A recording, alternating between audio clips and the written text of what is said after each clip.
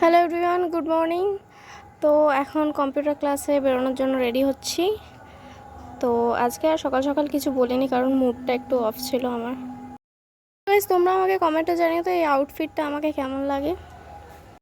তো গাইস, এই মাত্র আসলাম ক্লাস থেকে আর এখন বানাবো ব্রেকফাস্ট। আর আজকে ব্রেকফাস্টটা একটু চেঞ্জ করেছি। সো গাইস, আজকে ব্রেকফাস্টে নিয়েছি 4টে ব্রাউন ব্রেড, কারণ মা আর আমি খাবো। তো এখানে ব্রেডের ওপরে দিয়ে দিয়েছি টক দই, এটাকে দিয়ে একদম ভালো করে সব জায়গায় লাগিয়ে নিতে হবে। তো তারপরে এটা লাগানো হয়ে গেলে এর মধ্যে দিয়ে দিতে হবে শসা। শসাগুলো একদম গোল গোল করে কেটে নিয়েছি, ওটা দিয়ে দিলাম। আর এখানে আরেকটা জিনিস অ্যাড করেছি, সেটা হচ্ছে গোলমরিচের গুঁড়ো। গোলমরিচের গুঁড়োটা ওপর দিয়ে ছিটিয়ে দিয়ে ব্যাস ব্রেডটাকে একদম করে না, একদম রেডি ব্রেড। আর হচ্ছে নিয়েছি ডিম সিদ্ধ একটা, ওটা মা হাফ আর আমি হাফ। বেশ ভালোই ছিল, ফার্স্ট টাইম ট্রাই করলাম এটা। এটা ইউটিউব দেখে আমি ট্রাই করেছি, তো মোটামুটি ভালোই ছিল, খারাপ না। তো গাইস, আজকে তোমাদের সাথে আমার স্টাইলের এগ রেসিপি শেয়ার করছি। নিয়েছি কুচনো পেঁয়াজ, ধনেপাতা আর ক্যাপসিকাম, আর এটা লঙ্কা কুচি আর টমেটোর পেস্ট করে নিয়েছি। আর গাইস, তোমরা এখানে দেখতে পাচ্ছ হলুদ পড়ে গেছে, বাট আমার মা আমাকে বকা দেয়নি, কারণ হলুদ পড়াকে শুভ বলে মানা হয়, তাই জন্য আমাকে মা বকেনি। তো এখানে তেলটাকে ভালো করে গরম করে নিচ্ছি, আর ডিমটা হচ্ছে হলুদ আর নুন দিয়ে ভালো করে মাখিয়ে নিয়েছিলাম। তো ডিমটাকে একদম হালকা করে ভেজে নিতে হবে, বেশি কড়া করে কিন্তু ভাজা যাবে না। তো দেখতেই পাচ্ছ ডিমটাকে একদম হালকা করে ভেজে নিয়েছি, আর সেই তেলেই দিয়ে দিতে হবে গোটা গরম মশলা যা থাকে সেগুলো দিয়ে একদম ভালো করে গরম করে নিতে হবে, নাড়াচাড়া করতে হবে।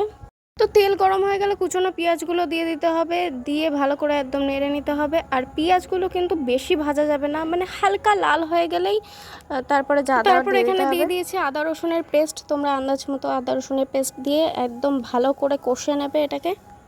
তো এরপর দিয়ে দেবো হলুদ গুঁড়ো আন্দাজ মতো লঙ্কা গুঁড়ো, আমি 2 চামচ লঙ্কা গুঁড়ো দিয়েছি, আর হচ্ছে ধনে গুঁড়ো দিয়ে দিতে হবে। দিয়ে ভালো করে নাড়াচাড়া করতে হবে। আর এখানে যা যা ছিল ক্যাপসিকাম আর লঙ্কা কুচিটা দিয়ে দিয়েছি, দিয়ে এটাকে একদম ভালো করে নেড়ে নিয়েছি। তো যখন এটা ভালো করে কষা হয়ে যাবে, আমরা যে টমেটোর পেস্টটা বানিয়েছিলাম ওটা দিয়ে নিতে হবে, দিয়ে ভালো করে নাড়াচাড়া করতে হবে। যতক্ষণ না মশলার গন্ধটা যাচ্ছে ততক্ষণ কিন্তু ভালো করে কষতে হবে। তারপর এটা কষা হয়ে যাওয়ার পর ডিমটাকে দিয়ে দিলাম। এবার ডিমটাকে দিয়ে ভালো করে কষাতে হবে। আর দেখতেই পাচ্ছ গাইস, রান্না করতে করতে আমি হাঁপিয়ে গেছি, পুরো ঘেমে গেছিলাম, আর আমার মিঠু আমার কাঁধে বসেছিল।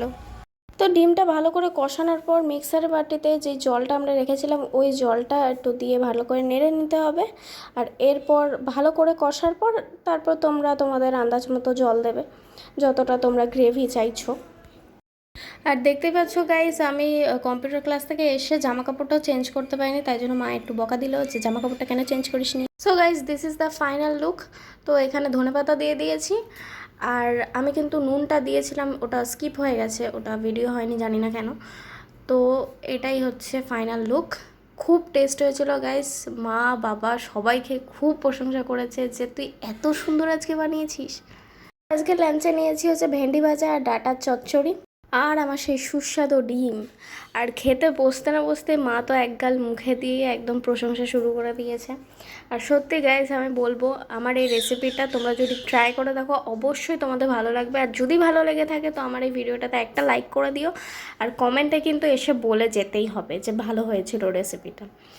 আমি এটুকুনি বলতে পারি, যদি তোমরা ট্রাই করো সত্যি তোমাদের ভালো লাগবে, কারণ মানে অসাধারণ হয়েছিল। তো আমি লাঞ্চ করতে থাকি, আর তোমাদের সাথে নেক্সট ভিডিওতে দেখা হচ্ছে। বাই।